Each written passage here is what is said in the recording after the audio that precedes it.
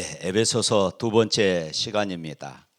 지난주에 말씀드렸던 것처럼 지금 이 에베소를 기록하고 있는 바울은 가택연금 상태, 말이 가택연금이지 이제 로마 감옥에 그렇게 갇혀 있습니다. 그곳에서 에베소에 있는 교회에게 편지를 썼던 것이지요. 그 자리가 어떤 자리입니까? 불평하고 원망해야 할 이런 자리가 아니겠습니까? 1차, 2차, 3차에 걸쳐 11년 동안 지난주에 말씀드렸던 것처럼 모진 고난들을 다 이겨내고 그렇게 곳곳마다 교회를 세우고 전도했던 사도 바울, 그에게 돌아온 것은 감옥이었습니다. 그러니 얼마나 그 자리가 불평의 자리였고 원망의 자리였겠습니까? 그런데 그런 불평하고 원망하는 것이 아니라 에베소서를 기록하며 이제 인사말이 끝나자 그에게서 처음으로 나왔던 것은 찬송하리로다. 찬송하리로다. 바울이 지금 원망하고 불평해도 누가 당신 왜 불평합니까? 왜 원망합니까? 이렇게 말할 수 있는 상황이 아니잖아요. 오히려 그것이 더 당연시 여기는 그런 환경임에도 불구하고 바울은 자신 있게 말합니다. 찬송하리로다. 그는 그가 지금 경험하고 있는 고난에도 불구하고 하나님을 찬송하겠다고 이렇게 외치고 있는 것입니다. 뿐만 아니라 지금 이 편지를 받아야 할 에베소 교회의 성도들에게 너희들도 함께 하나님을 찬송하자 이렇게 외치고 있는 것이에요. 그 이유가 무엇이냐? 우리 모두는 하늘에 속한 신령한 복을 받았기 때문이다. 할렐루야. 여기에서 이 신령한 복, 이것은 영적인 복입니다. 이때 당시 에베소 사람들은 헬라의 제우스 신이 준다고 생각했던 이 물질의 번영을 최고의 복으로 그들은 생각을 했습니다.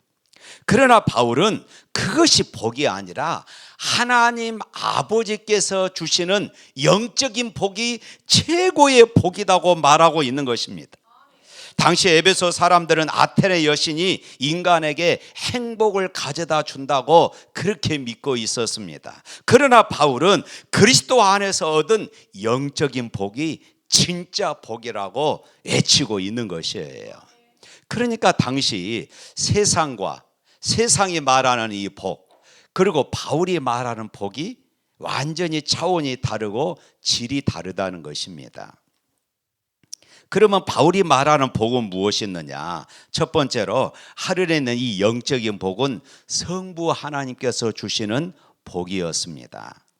우리 4절 말씀 한번 읽어볼까요? 4절 말씀, 곧 창세전에 그리스도 안에서 우리를 택하사 우리로 사랑 안에서 그 앞에 거룩하고 흠이 없게 하시려고 창세전에 선택했다.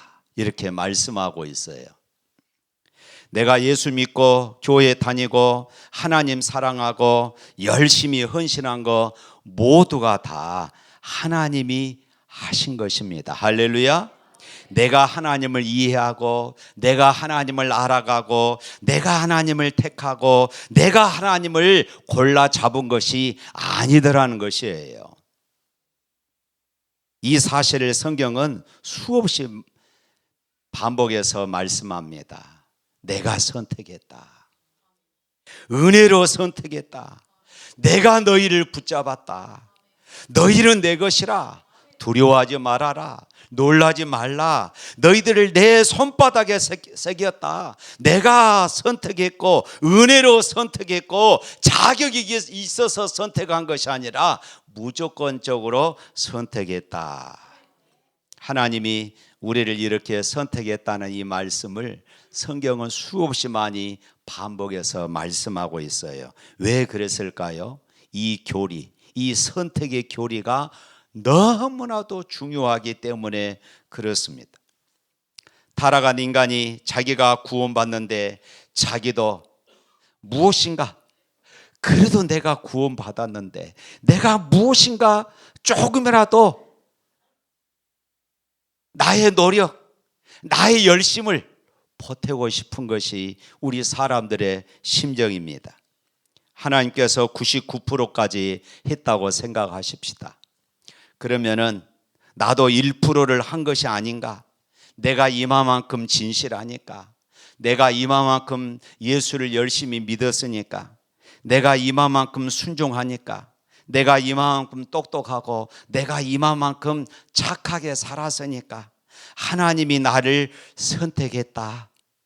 자기의 공로를 0.1%라도 거기에 보태고 싶은 것이 우리 사람들의 심정입니다. 그러나 아닙니다.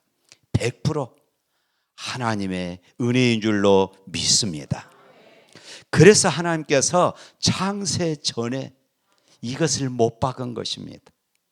창세 전에 우리의 공로를 0.1%라도 빼버리기 위해서 창세 전에 선택했다고 이렇게 말씀하고 있습니다. 우리가 창세기를 잘 알고 있습니다. 먼저 세상 만물이 창조되고 마지막 날에 하나님께서 사람을 창조하셨습니다. 그런데 어떻게 창세 전에 우리를 선택했다는 말입니까? 그러나 바로 여기에 진리가 있는 것입니다. 하나님의 계획 안에는 세상이 창조되기 전에 그 중심에 인간이 있었습니다. 사람이 있었던 것이에요. 하나님의 계획 안에, 세상이 창조되기 전에 하나님의 계획 안에 저와 여러분들이 있었다는 것입니다. 할렐루야. 그리고 그 인간들을 위해서 창조하셨습니다. 하나님의 관심은 세상 이 창조에 있는 것이 아니라 사람에게 있었던 것입니다. 하나님의 사랑의 대상은 오직 저와 여러분들 뿐이었습니다. 할렐루야. 사랑하는 성도 여러분, 하나님은 온 천하에 사랑할 대상이라곤 나 하나밖에 없는 것처럼 나를 사랑하십니다. 이 말 여러분 이해하시겠습니까? 하나님은 우리를 그렇게 사랑하십니다. 온 천하에 사랑할 대상은 나 하나밖에 없다. 그만큼 여러분 우리를 사랑하고 계십니다. 내가 창세전에 하나님은 그렇게 나를 선택했던 것입니다. 그런데 우리는 이것이 얼마나 어마어마한 것인지, 이것이 얼마나 엄청난 것인지 우리는 다 이해하지를 못하는 것입니다. 그래서 우리는 작은 일에도 낙심합니다. 작은 일에 우리는 실망합니다.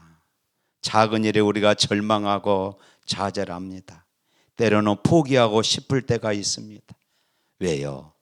내가 얼마나 하나님 앞에 존귀한 사람인가를 알지 못하기 때문에 그렇습니다. 청소년 시기에, 사춘기 시절에, 질풍노도의 시기에 엄마 아빠의 사랑이 얼마나 큰지를 알지 못하기 때문에 방황하는 것처럼 우리가 하나님의 그 큰 사랑이 얼마나 엄청난 일인가를 우리가 알지 못하기 때문에 사소한 일에 우리가 절망하고 좌절하게 되는 것이에요. 뿐만 아니라 4절 말씀에 보면은 그렇게 말합니다. 사랑 안에서 그 앞에 거룩하고 흠이 없게 하려고. 여러분, 우리가 얼마나 정결하게 살면은 하나님 앞에서 거룩하고 흠이 없이 살아갈 수 있겠습니까? 우리는 거룩하지도 않고 흠도 많다는 것은 너무나도 잘 알지요. 때로 우리 자신을 생각하면은 아찔할 때가 있습니다.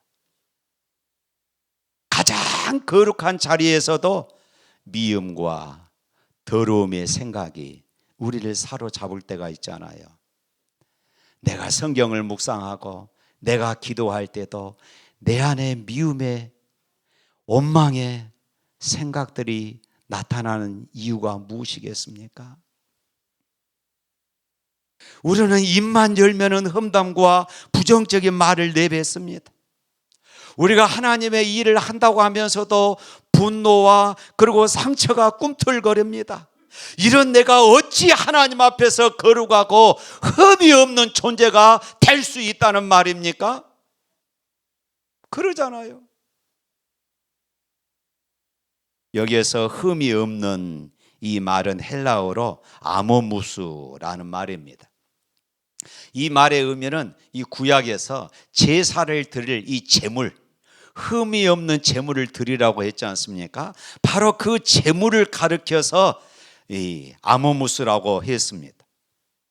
그런데 오늘 말씀에 보니까 우리가 언제 거룩하고 흠이 없다고 말했습니까? 예수 그리스도 안에서, 하나님의 사랑 안에서 흠이 없다고 하는 것입니다. 나의 도덕적인 완전함이 아니라 예수 그리스도의 피로 내 존재가 거룩하게 되어졌고 흠이 없는 존재가 되어졌다고 말씀하고 있어요. 흠이 없다 이 말은 아모무스에서 앞에 아자를 빼버리고 이 모무스는 히랍 신화에서 나오는 조롱과 비난의 신입니다. 이 모무스가 조롱과 비난의 신이에요. 그런데 예수 그리스도의 피가 내 죄를 덮어버리면은 이 비난의 신, 조롱의 신 아모스가 두 눈을 부릅뜨고 내 죄를 찾아도 찾을 수가 없다는 것이에요. 이 얼마나 놀라운 일입니까? 예수 그리스도의 피의 완전한 능력, 완전한 거룩을 말하는 것입니다. 이 은혜가 너무나도 큰 것을 바울은 깨달았기에 찬송합시다, 하나님을 찬송합시다 이렇게 외치고 있는 것이에요. 내 주의 보혈은 정하고 정하다, 내 죄를 정케 하신 주 날 호라 하신다. 다 같이 할까요? 내가 주께로 지금 가오니 십자가의 보혈로 날 씻어 주소서. 할렐루야. 정죄의 신 모무스도 보지 못하도록 우리의 모든 허물과 흠을 덮어주십니다. 할렐루야. 그 이유가 5절에 나와 있습니다. 5절 말씀 한번 읽어볼까요? 5절, 그 기쁘신 뜻대로 우리를 예정하사 예수 그리스도로 말미암아 자기의 아들들이 되게 하셨으니. 하늘에 속한 신령한 복 중에 최고의 복이 무엇이냐? 우리를 하나님의 자녀가 되게 하신 것입니다. 여러분, 우리는 신이 아니잖아요. 하나님의 피조물입니다. 그런데 우리를 하나님의 자녀로 삼으신다고 합니다. 이것을 이 신학적인 용어로는 양자됨이라고 그렇게 말하는 것입니다. 원래 유대의 개념엔 양자됨이 없었습니다. 이 성경은 노마 시대에 이 양자 삼는 것, 양자의 개념을 이 성경에 들어서 복음으로 설명을 하고 있는 것입니다. 당시 노마 사회에서는 어떤 귀족이나 부자들이 전쟁터에서 포로들을 잡아오면은 그것을 이제 노예 시장에 팝니다. 이 귀족들이나 부자들이 이 돈을 주고 많은 돈을 지불해서 그 양자, 이 노예들을 돈을 주고 사요. 그런데 때로는 어떤 귀족이나 어떤 부자들은 단순히 노예로 사는 것이 아니라 노예로 사서 그 사람에게 노예 문서를 찢어버리고 자유를 주는 것이에요. 이런 것들이 간혹 있었습니다. 그러면은 이때 당시 한번 상상해 보십시오. 얼마나 큰 뉴스거리가 되겠습니까? 야, 저 사람 노예로 잡혀왔는데 이제 자유인이 됐다더라. 더군다나 자유인으로 풀어주는 것이 아니라 귀족, 이 집안의 양자로 삼아버렸습니다. 이 귀족이 죽으면은 이제 이 노예로 왔던, 그래서 양자가 됐던 이 사람이 유력한 상속자가 되는 것이에요. 그러면 사람들에게 얼마나 소문이 나겠습니까? 야, 저 사람 진짜 복받은 사람이다. 어떻게 노예로 와가지고 저럴 수가 있을까? 그러니 사람들의 입에 오르내리면서 소문이 나게 되어질 것입니다. 천지가 개벽하는 이런 일입니다. 아마 에베소 교회인들이 하나님의 아들들이 되게 하셨다, 이 말씀을 들을 때에 그것을 연상하고 들은 것이에요. 아, 그렇구나. 내가 하나님의 자녀가 되는 것은 천지개벽할 일이구나. 지금 이렇게 받아들이는 것이에요. 그렇습니다. 우리가 예수 그리스도를 통해서 하나님의 은혜로 양자된 것은 천지 창조보다도 더 엄청난 일이라는 것이에요. 과거의 모든 신분, 과거의 모든 관계들, 실수와 죄악, 그 모든 것이 새로워진 것입니다. 사랑하는 성도 여러분, 이 엄청난 복이 부자 되는 것에 비교할 수 있겠습니까? 이 엄청난 복이 내가 승진되는 일에 비교할 수 있겠습니까? 이 엄청난 복이 내 자녀들이 좋은 대학에 들어간 것과 비교할 수 있겠습니까? 그래서 오늘 성경은 이 복을 하늘에 속한 신령한 복이라고 지금 외치고 있는 것이에요. 그래서 바울은 이 조건 없는 선택과 양자됨의 이 은혜를 상기시키면서 우리가 하나님을 찬송하자고 외치고 있는 것이에요. 6절 읽어볼까요? 6절 말씀. 이는 그가 사랑하시는 자 안에서 우리에게 거저 주시는 바 그 은혜의 영광을 찬송하게 하려는 것이라. 이는 왜냐하면은 하나님을 찬송하도록 하기 위해서다.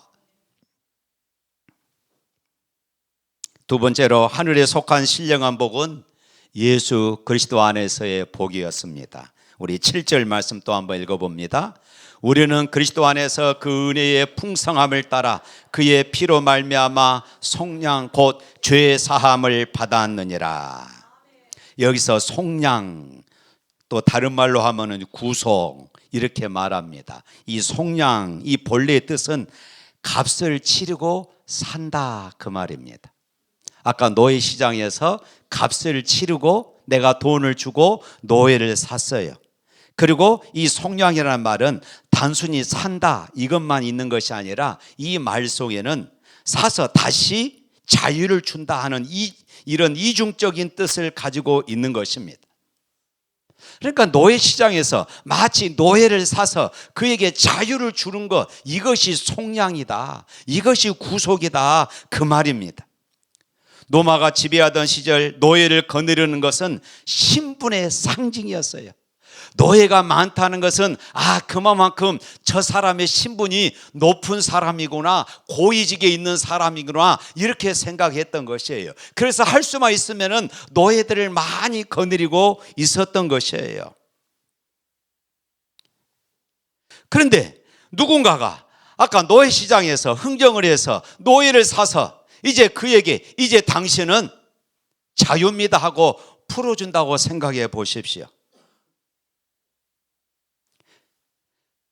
아까도 말씀드렸듯이 이런 일들이 이때 당시에 흔히 있었던 그런 일들이고, 로마 황제 중에서도 노예 신분이었던 사람이 황제로 등극한 이런 일들도 있었습니다.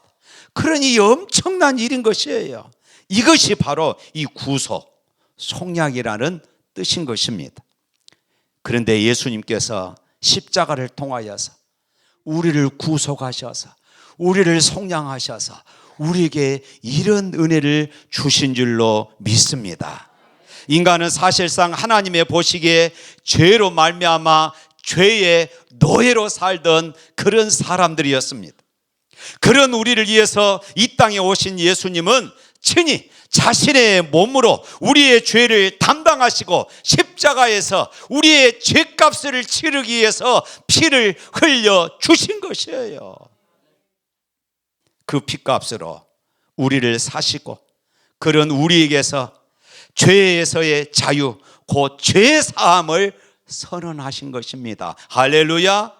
뿐만 아니라 이렇게 구원받은 우리에게 이제 하늘의 비밀을 알려주시고 사는 자가 하늘의 비밀을 알게 하는 그런 자로 살게 하신 것이에요.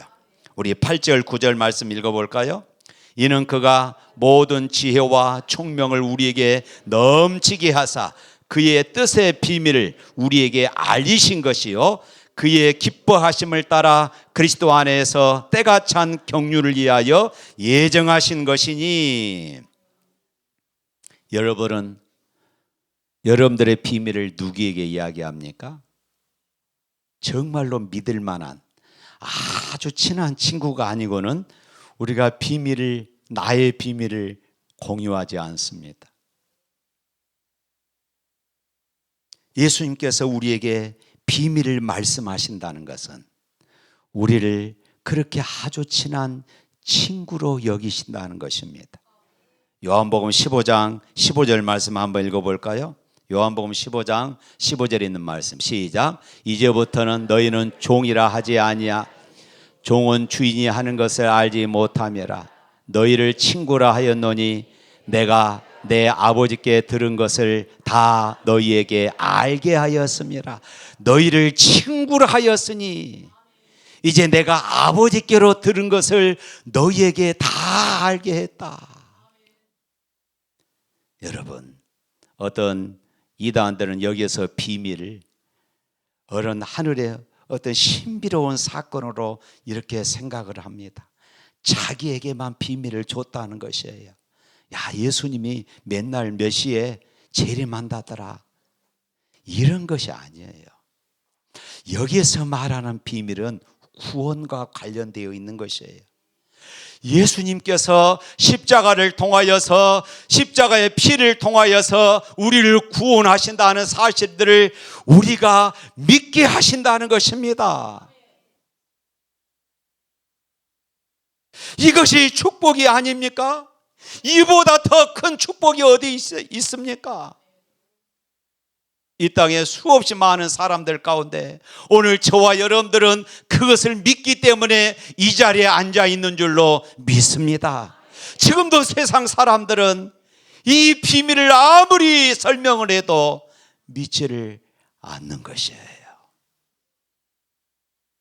그러니 어찌 찬양하지 않을 수가 있겠습니까? 세 번째로 하늘에 속한 신령한 복은 성령 하나님의 복입니다. 성부 하나님의 복, 성자 예수님의 복, 성령 하나님의 복이에요.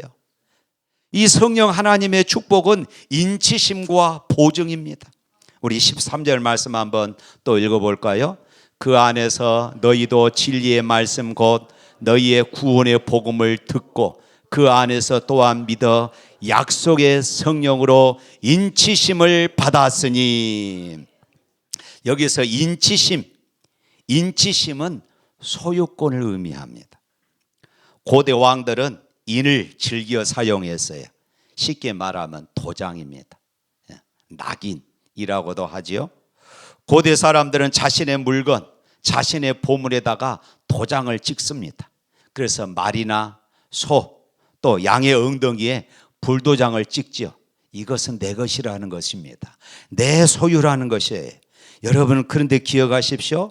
우리가 구원의 복음을 듣고 예수님을 우리의 구주와 주님으로 믿고 영접하는 그 순간 성령께서 우리를 하나님의 소유로 도장을 찍었다는 것입니다. 할렐루야.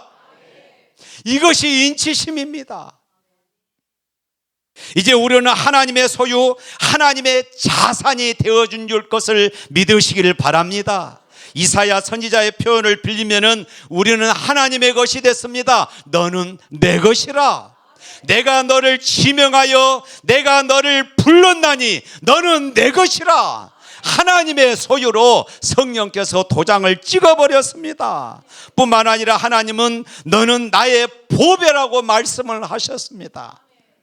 한 걸음 더 나아가서 그는 우리의 기업의 성령으로 보증이 되어 주셨다고 말씀합니다. 14절 또 읽어볼까요?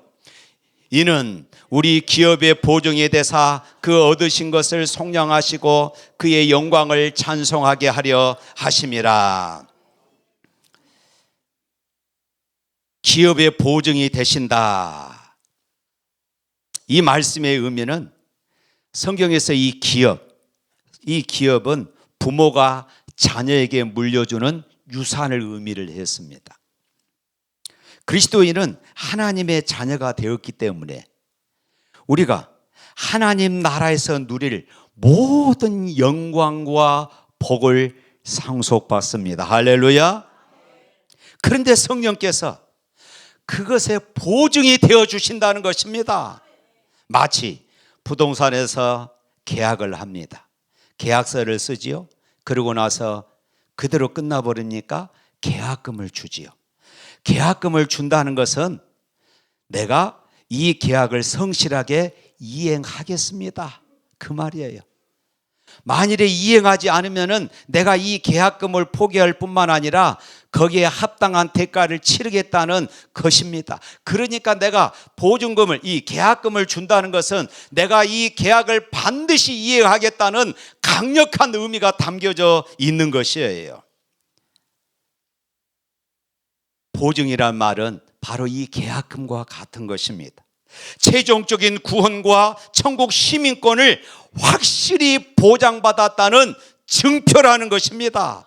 그러니까 우리가 하나님의 소중한 재산이자 소유라는 이런 감격적인 선언인 것이에요. 사랑하는 성도 여러분, 내가 하나님의 자녀라는 이 사실, 내가 하나님의 구원받은 하나님의 백성이 되었다는 이 사실, 오늘 지구에 종말이 온다 할지라도 내가 하나님 나라에서 영원히 산다는 이 흔들림이 없는 믿음을 가질 수 있기를 축복합니다. 변함이 없습니다. 이것은 깨지지가 않습니다. 왜냐하면 성령께서 보증이 되어 주셨기 때문입니다. 할렐루야. 사랑하는 성도 여러분, 물론 우리가 죄로 인하여서 넘어질 수 있어요. 우리가 실수할 수 있습니다. 그러나 걱정하지 마십시오. 물론 세상에서 지었던 죄를 성령께서 다 기억하신다면은 여러분들뿐만 아니라 여기 서 있는 저 또한 천국에 들어갈 수가 없을 것입니다. 마귀는 자꾸만 우리에게 죄의 청구서를 우리에게 내밉니다. 너 같은 게 무슨 집사야? 너 같은 것이 무슨 목사야? 너 같은 것이 무슨 성도라고 끊임없이 참소합니다. 그런데 여러분 기억하십시오. 예수님의 보혈의 피로 너의 모든 죄는 다 없어졌다. 할렐루야. 성령이 보증해 주시는 것이에요. 그래서 이렇게 고백합니다. 내 주변의 모든 것이 떠난다 할지라도 하나님이 나와 함께 하시고 내 손 붙들어 천국까지 인도해 가시니 오늘 내가 이 자리에서 죽는다 할지라도 나는 나의 하나님을 찬양하리라. 할렐루야. 지금 바울이 고백하고 싶은 것은 바로 이것이었어요. 사랑하는 성도 여러분, 지금 바울의 형편이 어떠합니까? 자유를 박탈당하고 내일을 기약할 수 없는 감옥에 갇혀 있는 것이에요. 말이 가택연금이지 노마 감옥입니다. 보통 사람이라면 하나님 왜 나에게 이런 고난을 주십니까? 내가 한평생 주님을 위해서 살았는데 나에게 이 어려움을 주십니까? 탄식했을 법한 자리입니다. 하지만 바울은 외칩니다. 찬송하리로다. 이것은 감정의 산물이 아닙니다. 환경을 압도할 수 있는 하나님의 은혜가 사도 바울로 하여금 이런 고백을 하게 한 것인 줄로 믿습니다. 내 형편은 사슬에 묶여 있으나 내 영혼은 하늘의 보좌를 보고 있다는 이런 고백인 것이에요. 이 믿음을 사모할 수 있기를 주님의 이름으로 축복합니다. 사랑하는 성도 여러분, 여러분들의 형편이 어떠합니까? 여러분들의 상황이 힘들고 고달픕니까? 그래서 환경이 여러분들의 입을 가로막고 있지는 않습니까? 찬양보다는 불평이 나오고 감사보다는 원망이 나오는 그런 모습은 아닙니까?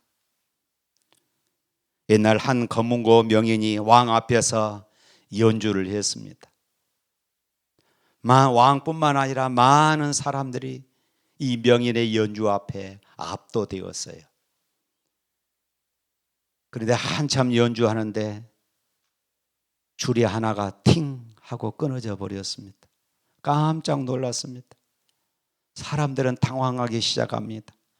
그렇지만 이 명인은 끊어진 그 줄을 외면해 버리고 최선을 다해서 더욱더 애절하고 아름다운 선율을 만들어내면서 연주를 마쳤습니다.